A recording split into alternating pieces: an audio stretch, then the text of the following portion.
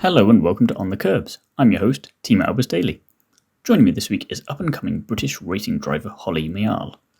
We called up recently for a quick chat about how she got into motorsport, why she felt that the Ginetta Championship was the next natural step for her, what it's been like working with a mindset coach to improve herself both on and off track, and more.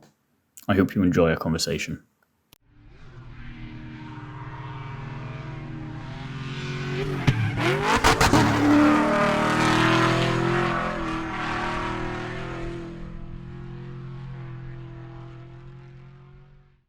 So, hi Holly, thank you very much for being here today. First of all, how are you? I'm really good, thank you. Good to hear. So, first question I like to ask everyone, what first got you interested in motorsport? My dad always done it when he was younger, so he's always been involved in it, and so I grew up around it, and it just got me into it, and then always done Infectious. it since. Yeah. So, I'm intrigued, how did you come to join the Ginetta Championship and why did you choose this form of racing over another series? Because I started off with go-karting, Mm. and then one of my teammate, he was starting to do Ginettas, and I was gonna do the scholarship, so I did that, and then we was like, if I don't win the scholarship, then we don't know if I'll do it, but then we just went on with it, and then And you got did the it anyway. scholarship, I take it?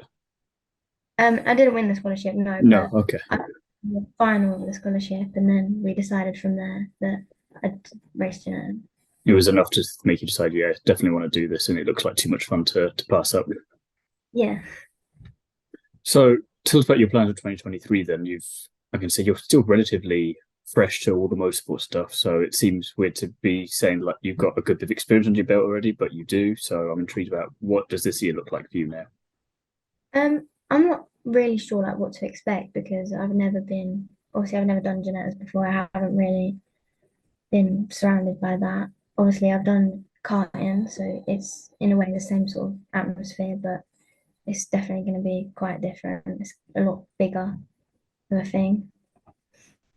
So you say, like I Um, say, you've got the foundation there built for yourself, so it's kind of the next natural challenge. Are you kind of thriving under that, not necessarily pressure, but there's that unknown quantity there that you've got to learn how to deal with now?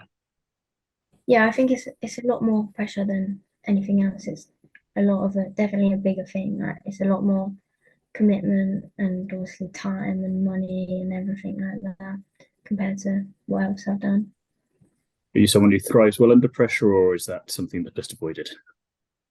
Um, I'm not really sure. I think sometimes like you get a bit of adrenaline from it and it Hmm. will get you going, but sometimes it's a bit not the best. Is it maybe once the visor's down, it's a different story, but up until that point, you're maybe thinking, oh, what am I doing? Yeah. So, obviously, Ginetta Championship this year. Are you looking forward to any round in particular the most, or are you just going to take it round by round and just treat it as a bit of a learning experience and do the best you can with what you've got? I think it's just to take it round by round, whereas I'm so new to it. I haven't done a massive amount of testing so far. So I think it's gonna be just see how it goes and then like progress over each of the rounds. So, you're talking about testing there. How did that go recently? Because you did have a bit of it. Testing's been really good. I've like made a lot of progress from like considering how like I haven't really done that much. Hmm. I think as the race goes on, I'll just get better and better. Hmm.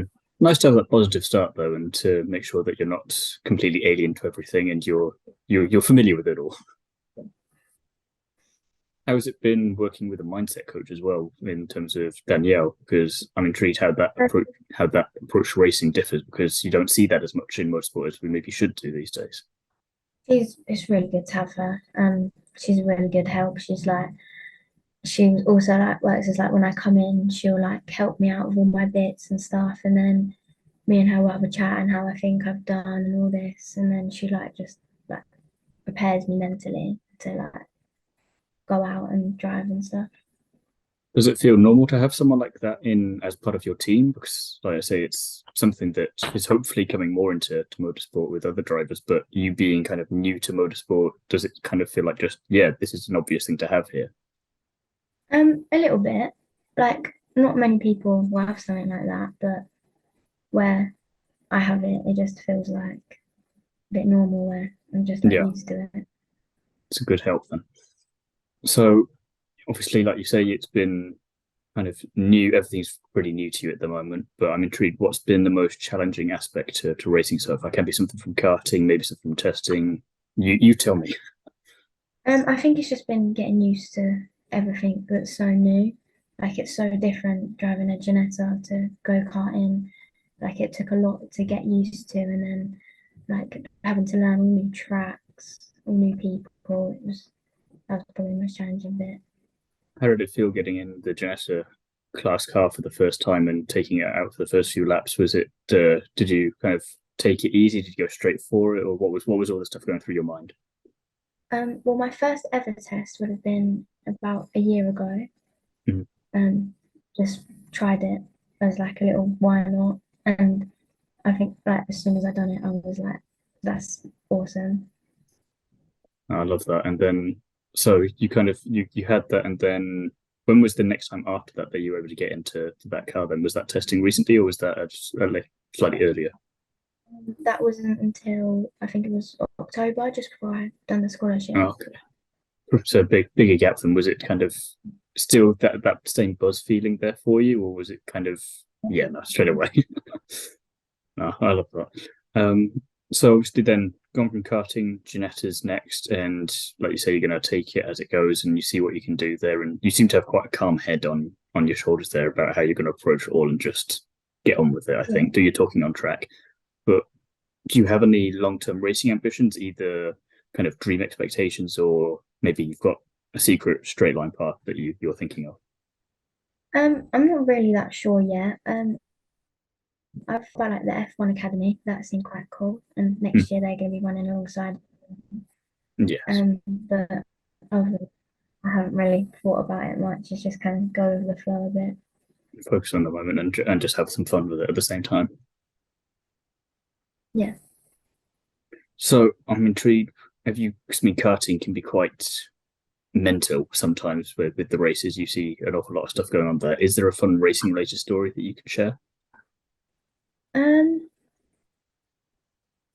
I don't know. I think I've had a lot of crashes in go karting, like crash stories. I think one time every race I had a crash with the same kid, and we kept just What each was other the for like a what was whole. the problem with that one? Was it just you couldn't stay away from each other? Was it coming into you? You What going it into was. him? It was just a long weekend, and we just kept crashing with the same people. And I say, get all your crashing out of the way now in karting at least, and then don't do it so much later. Hopefully, that's you getting it all out of the way early doors. Yeah, be a bit of a bigger bill than go karting. No, definitely. A couple of fun non-motorsport related questions just to round off. Then, if you could get a ticket to any show or event, what would you choose? But you can't have motorsport. I would have said F1, but That's why I was thinking. I see you um, coming on that one. I really don't know. There's nothing outside of Uh, motorsport that you'd bother going to.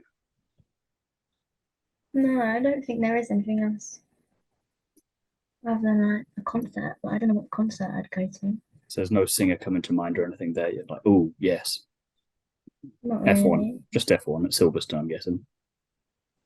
Yeah.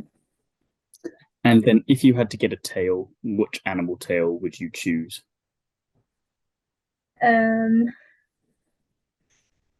Get all the questions here. Get all the good questions. a small one if you couldn't see it. Uh, rabbit. Rabbit tail works. So that's definitely so. Uh, well, it's going to be very interesting to see how you get on this year with the Ginetta Championship, and I want to wish you the best of luck with all of that. And thank you very much for your time for having a quick chat with me today. That's right. Thank you.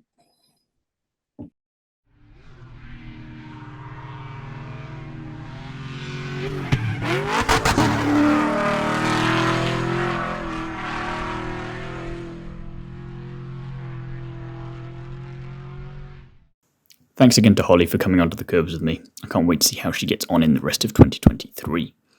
If you want to follow Holly's career, links to her socials will be in the description below, so do go and check those out. Join me again next time when I'll be chatting to another famous face from the world of motorsport. In the meantime, don't forget to like, comment and subscribe, as well as check out the back catalogue of episodes on the On the Kerbs channel. If you want even more from me, you can listen to me chat about everything Formula 1 over on the Undercut Podcast, as well as delving into the world of Nitro Rallycross over on the Nitro RX Podcast. Both are available wherever you get your podcasts. As for written content, I currently write for Is It Fast, Paddock Sorority and Paddock Passion, so be sure to check all of them out with original pieces released each week. All of the information and links for those will be in the description below, as well as my Instagram handle if you want to go and follow me there. Thank you very much for listening, and I'll be back soon with another episode.